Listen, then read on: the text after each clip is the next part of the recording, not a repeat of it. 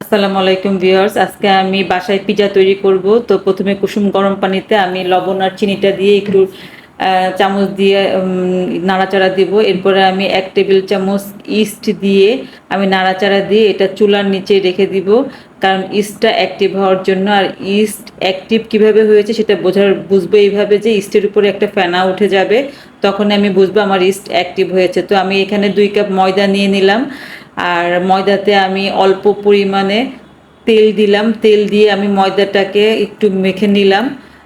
এরপরে আমি এটাতে অ্যাড করে দিব অরগানো পাতা, অল্প করে অরগানো পাতা, আর হচ্ছে আপনার রসুন পেস্ট। আসলে পিজার তৈরিতে অরগানোর পাতা না দিলে পিজার যে আসল ফ্লেভার সেটা আসলে আসে না।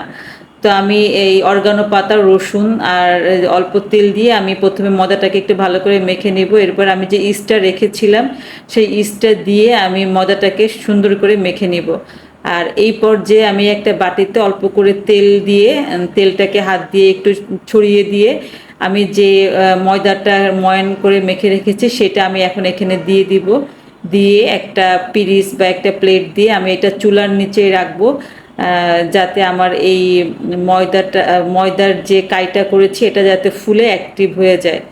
তো আমি এটা চুলার নিচে কিছুক্ষণ রেখে দিব, মিনিমাম 15 থেকে 20 মিনিট।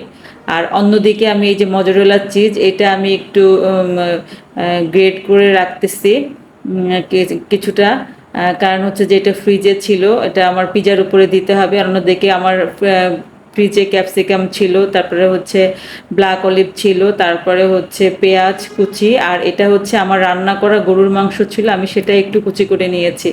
এই যে দেখেন আমি যে ময়দাটা মেখে রেখেছিলাম সেটা কেমন ফুলে ডাবল হয়ে গিয়েছে।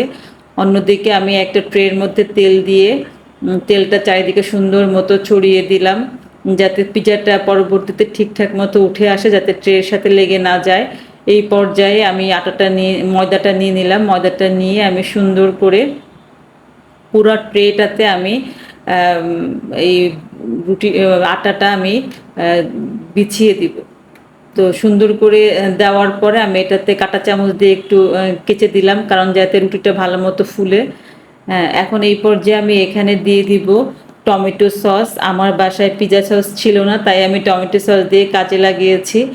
তো টমেটো সসটা দিয়ে আমি হাত দিয়েই টমেটো সসটা ঠিক মতো সব জায়গায় ছড়িয়ে দিলাম।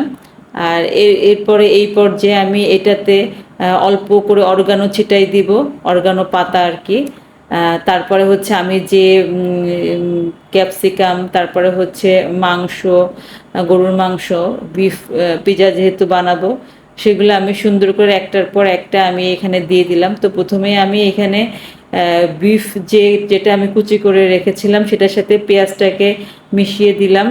মিশিয়ে তারপরে হচ্ছে অরগানো দেওয়ার পরে আমি ওইটা দিয়ে দিলাম, মাংসগুলো দিয়ে দিলাম। মাংসগুলো দেওয়া শেষ হয়ে গেলে আমি ব্ল্যাক অলিভগুলো দিয়ে দিলাম। এরপরে হচ্ছে আমি ক্যাপসিকামগুলো দিয়ে দিলাম।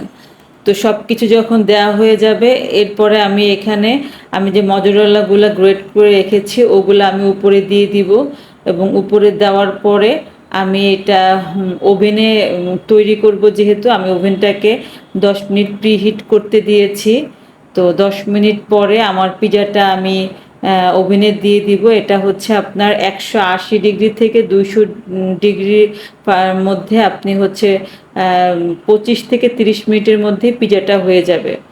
তো আমার পিজার মোটামুটি ওভেনে দেওয়ার জন্য রেডি। তো আমি এই পর্যায়ে একটু শুকনা মরিচ একটু গুঁড়া করে পিজার উপরে দিয়ে দিলাম, যাতে একটু ঝাল ঝাল হয়, বাচ্চারা ঝাল খেতে পছন্দ করে।